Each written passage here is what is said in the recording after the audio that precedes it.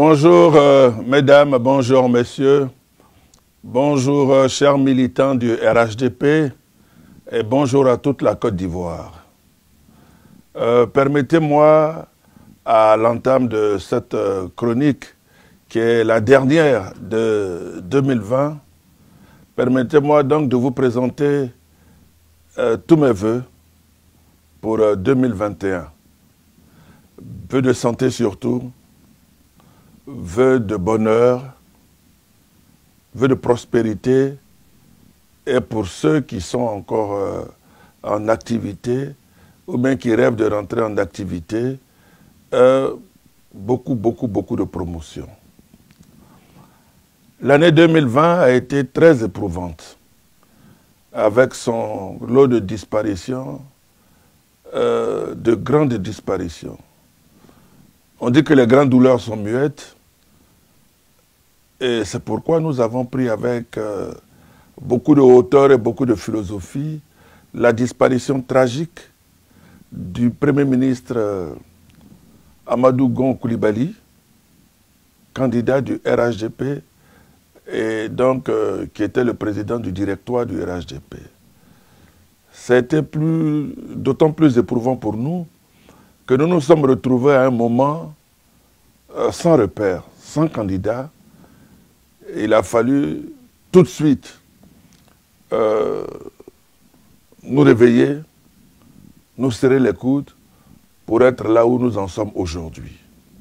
Il y a eu le ministre Sidiki Diakité aussi, qui nous a quittés, ministre de l'Intérieur, et qui était donc un des pions essentiels du dialogue politique. 2020 a été une année éprouvante. Nous avons eu la Covid avec son lot de rétrécissement budgétaire, son lot de difficultés économiques. Les artistes en ont été, disons, les plus touchés.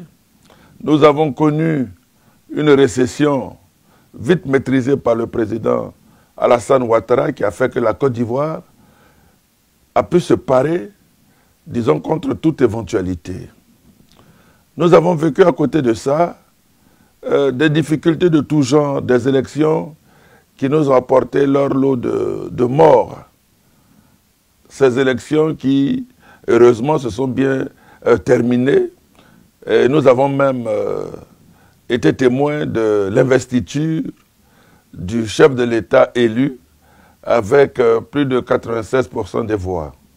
Et donc pour nous, ça a été une fierté aussi qui nous permet d'augurer, disons, des lendemains meilleurs. Mon propos aujourd'hui va s'articuler autour de grands défis. Des défis qui sont importants pour la Côte d'Ivoire.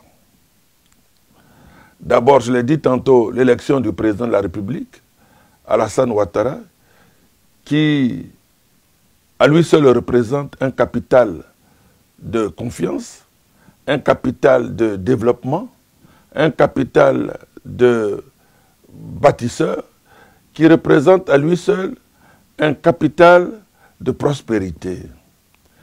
Et à côté de cela, il lance un autre chantier, un vaste chantier, qui est celui du dialogue politique, qui va donc déboucher sur la réconciliation. N'oublions pas que la réconciliation est un processus qui peut prendre du temps.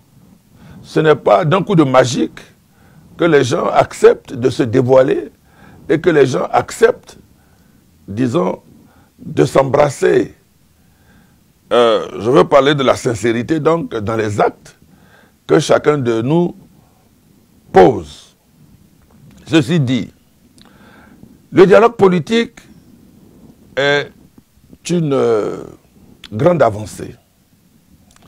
Une grande avancée parce que nous nous souvenons, il y a à peine quelques mois, aucun acteur politique ne voulait parler à l'autre. Il y avait même des clans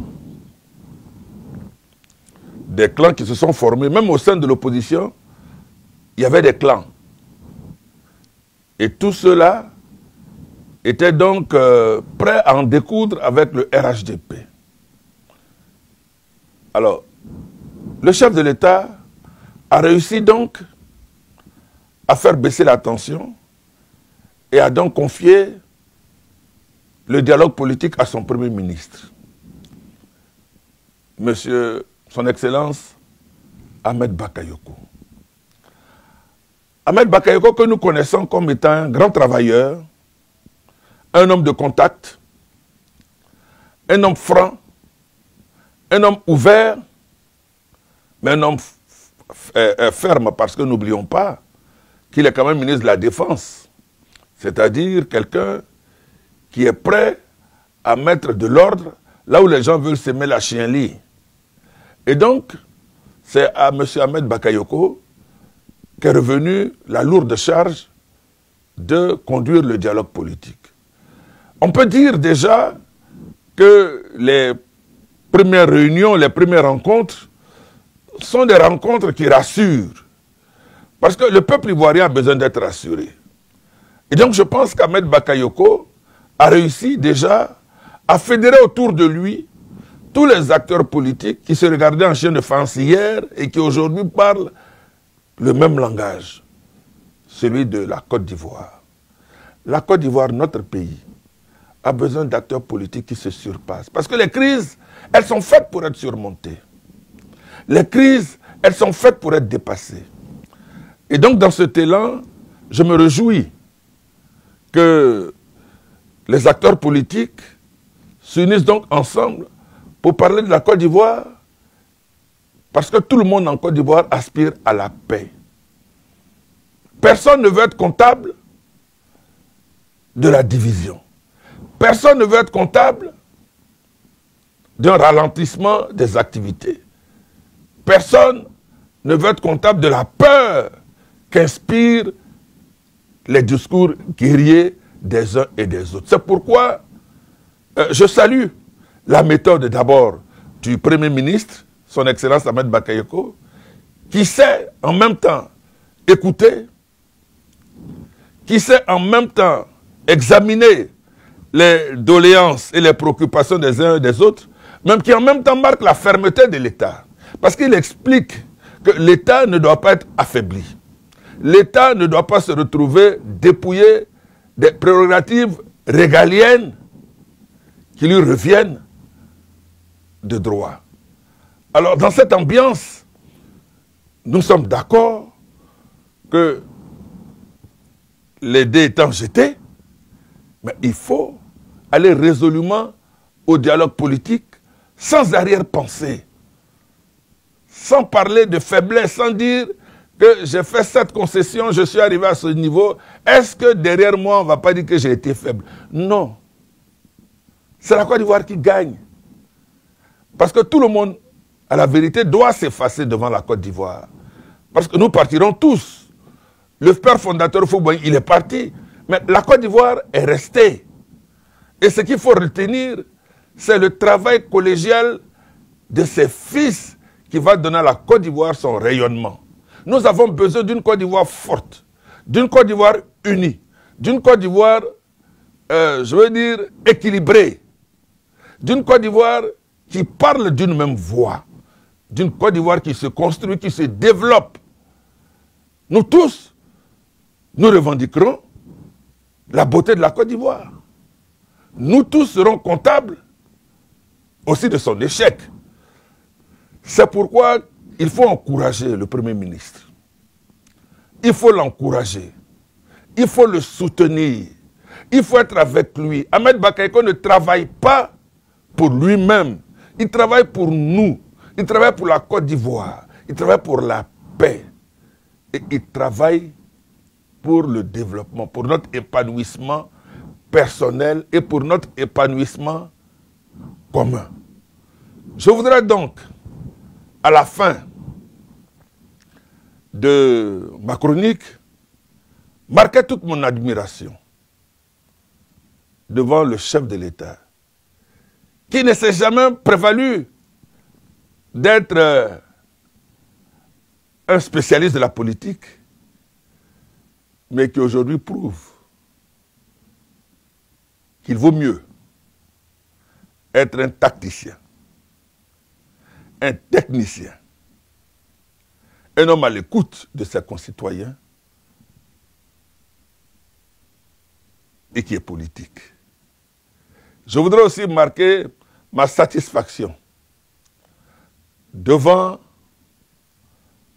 son Excellence, le Premier ministre Ahmed Bakayoko, pour tout le travail qu'il fait. Il n'y a pas un seul jour qu'on ne voit Ahmed Bakayoko en train d'écouter les gens à Bobo, surtout que nous savons que la commune dont il est le maire est l'une des communes les plus défavorisées, mais à qui il est en train de donner le sourire des festivités culturelles, des festivités sociales, des festivités sportives s'y déroulent. Et c'est ça, une commune qui respire. Chapeau bas, monsieur le maire, Ahmed Bakayoko. Et en dernier lieu, je voudrais dire merci à quelqu'un qui, dans l'ombre, travaille sans bruit, mais nous savons tous que s'il n'avait pas été là, peut-être que nous n'en serions pas là aussi. Bravo à mon cher Niaouli, TBO, photocopie, Birahima Ouattara. C'était Noël Douré, membre du bureau politique du RHDP, ambassadeur, et que Dieu bénisse la Côte d'Ivoire.